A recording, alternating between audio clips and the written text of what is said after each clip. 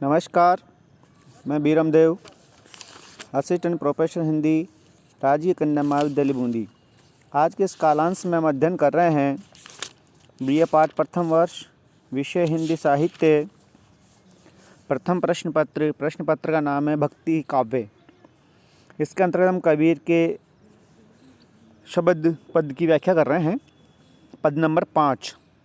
पंडित बाद बदे सो झूठा, राम कहे दुनिया गति पावे, खांड कहे मुख मीठा। पावक कहें पावज दाजे, जल कहें तृषा बुझाई, भोजन कहें भूख जे भाजे, तो सब कोई त्रिजाई। नर के संगी सुअ हरि बोले, हरि प्रताप न जाने, जो कबहू उड़ी जाए जंगल में, बहुरी न सुरती आने। बिनु देखे बिनु अरस परस, बिनु नाम लिए का होई, धन के कहें धनिक जो होई, तो निर्धन रहे न कोई।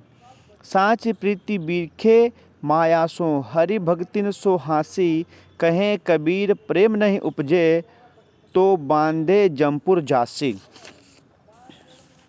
संदर्भ। प्रस्तुत काव्यांश हमारे पाठ्य पुस्तक भक्ति काव्य के अंतर्गत आए हुए भक्ति काल की उपशाखा संत काव्य धारा के प्रतिनिधि संत कबीर दास द्वारा रचित शब्द से संकलित किया गया है। संदर्भ। प्रस्तुत काव्यांश में कबीर बतलाना चाह रहे हैं कि मनुष्य का उद्धार भगवान की भक्ति करने के अतिरिक्त और किसी प्रकार से नहीं हो सकता। अन्य और कोई ऐसा उपाय नहीं है जो आपका उद्धार कर सकें, आपको संसार सागर से तार सकें। अन्य उपायों की बात कबीरदास में व्यर्थ मान रहे हैं। व्याख्या। पंडित बाद बदे सो झूठा। कबीर कह रहे हैं कि पंडित लोगों ने अपने आप को, जो विद्वान मानने वाले जो लोग हैं, जो अपने आप को शास्त्रीय वाद विवाद करते हैं, वो सब झूठे हैं। पंडित लोग जो बातें कहते हैं वो सारी बातें व्यर्थ हैं। राम कहे दुनिया गति पावे, कि यदि राम नाम का उच्चारण करने मात्र से ही मुक्ति मिलती होती, तब खांड कहे मुख मीठा, तो शक्कर शब्द कहने से मुख मीठा हो जाता। कबीर दास यहाँ कहना चाह रहे हैं कि सिर्फ नाम लेने मात्र से ही, ईश्वर का नाम लेने मात्र से उद्धार नहीं होता। उस ईश्वर के मर्म को जानना पड़ता है, उसको समझना पड़ता है। तो उदाहरण स्वरूप कह रहे हैं कि खांड कहने से मुख मीठा नहीं हो सकता।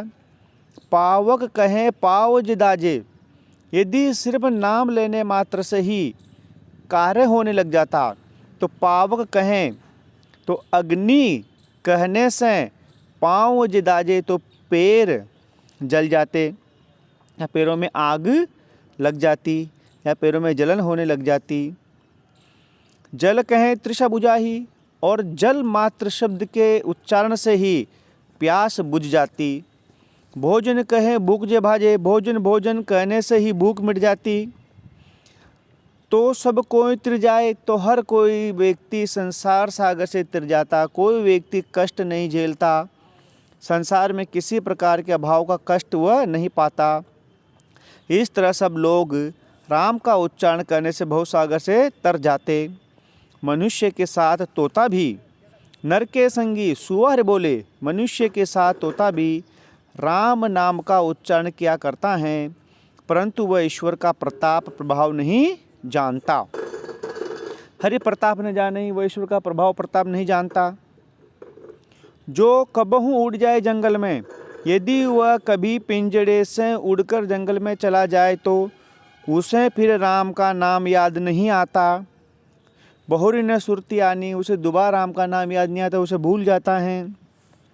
कबीर कहते हैं कि केवल राम का उच्चारण करने से कुछ नहीं होता। बिना ईश्वरीय साक्षात्कार के और बिना आत्मीय अनुभूति के भक्ति भावना रखना उसी प्रकार व्यक्त हैं जिस प्रकार धन का नाम लेने से कोई धनवान नहीं बन जाता।